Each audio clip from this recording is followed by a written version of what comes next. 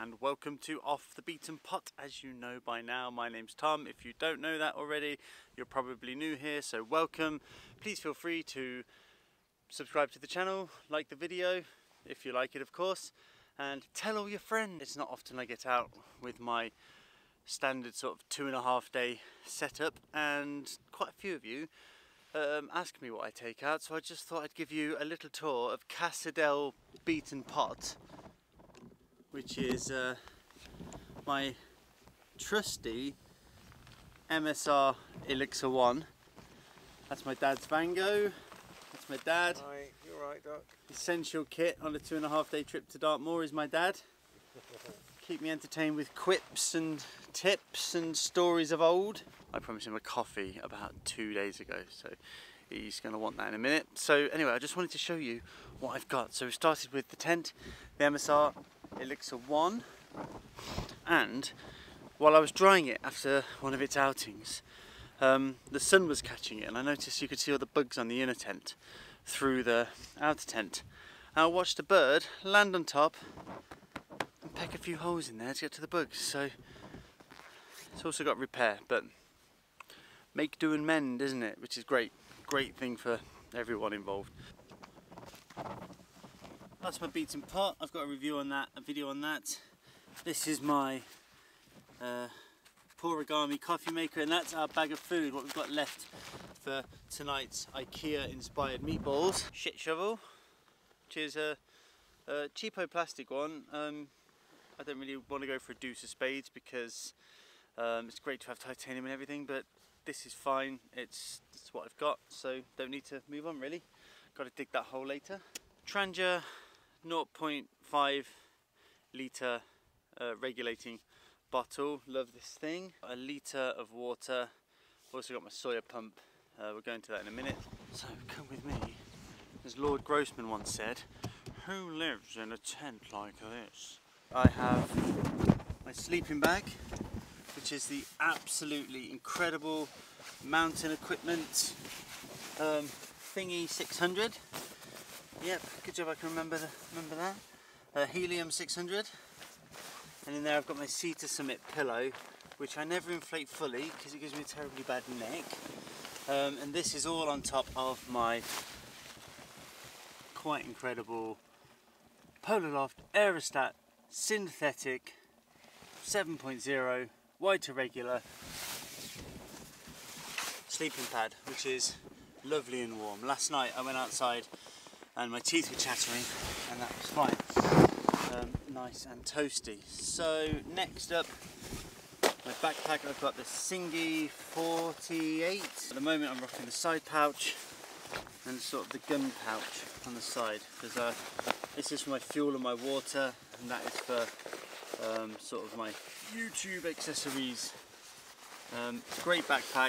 If you want to see a review on that, Ted Weirham has an excellent one, but also feel free to ask me to do one myself. I've got these to try later, which I think will be really welcome, so I'm going to get these cooling down a bit.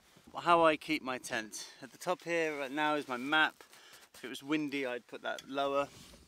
I've got all of my stuff sacks for sleeping bag, pillow, sleeping bag and tent pegs, poles, etc.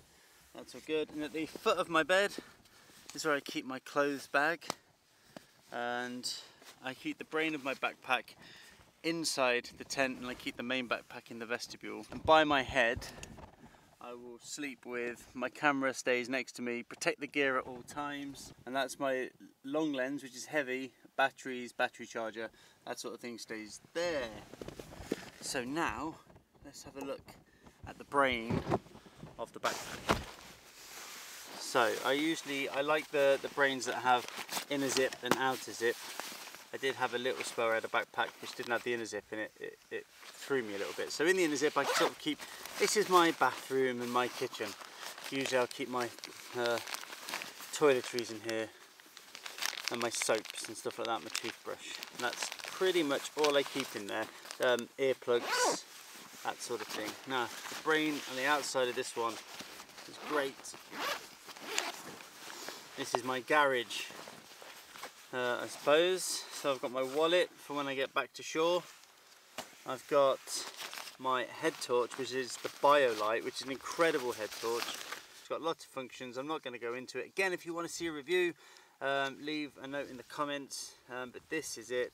It's got a battery pack at the back, USB chargeable, so I can charge that with my battery pack that's in there if I need to, but it usually lasts way more than I need between charges. Nice amount of movement, but what I like most about it is this little sack. And it's got two lugs in there that you put this in, put them into the lugs, and then that becomes a nice diffused light for inside your tent or outside your tent, so it's not a harsh spot. Key for when I go back to shore. This is a little Aperture Light that I never bring out with me usually. It's an amazing light, but if I do some filming later in the evening, then I've got that just to give myself a little key light. Just trying to do things a little nicer for your viewing pleasure. Shit tickets, very important. I keep these at the outside because sometimes you need them easy to grab, but while I'm in the tent, I just have them ready to grab in one of the pockets. Right, next up, this thing is incredible. This is my Evernew water bottle, and what I like about it is it's just, you know, like most other flexible water bottles, but it's 1.5 litres, and when it's full it's got a nice ergonomic grip, and they've thought about this little springy thing so you can roll it up and tie it on itself. But what's also good about this thing is that you can wrap it around the Sawyer Mini, and this is what I use to filter my water. So I'll fill this up, plug it into that, and then I've got this ready to pour into my 1 litre water bottle. First aid kit, it's the first one I bought. It's probably got way more than I need in there, but I don't mind. I'd rather it be that way than the other. And compass, which actually hasn't left the bag on this trip because it's been a pretty easy nav trip. We don't really need to take bearings. We could have done for fun, but we didn't. And this is my Fjallraven. Don't know why I did that accent, sorry if that was appropriation. Pencil case. It looks like a pencil case, and there it is. So in here, this is my like garage drawers, I suppose. I've got my deck of cards, Ace Fultons if you're interested, nice playing cards. Kendall mint cake if we got into the real shit and we need an energy boost, that's ready to go. But I don't want this in reachable distance because that would have been gone in the morning, and that shouldn't do that really. What else in here? I've got repair kits for everything. I've got patches for the tent, repair kits for the pad, and so on.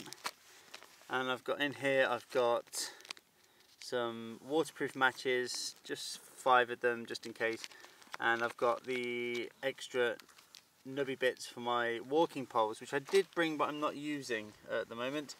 And just because I've had them fail on me before and I feel like these are close to failing, I've got spare shoelaces, also useful in different emergencies. I've got spare rubber seal for my Tranger can opener. And finally, I've got my Gerber dime. This is a Rab. I don't know what make and model it is, but I was given this by the production company for House of the Dragon Season 1, which should be out soon. I'll leave a link to a trailer for it. I've got a Rowan merino t-shirt, which is sort of my go-to t-shirt because I've literally just been wearing a t-shirt and shorts today. These are my Fjallraven, don't know what they're called, but they're really stretchy. If I can think to oh, they dry quickly as well, which I like.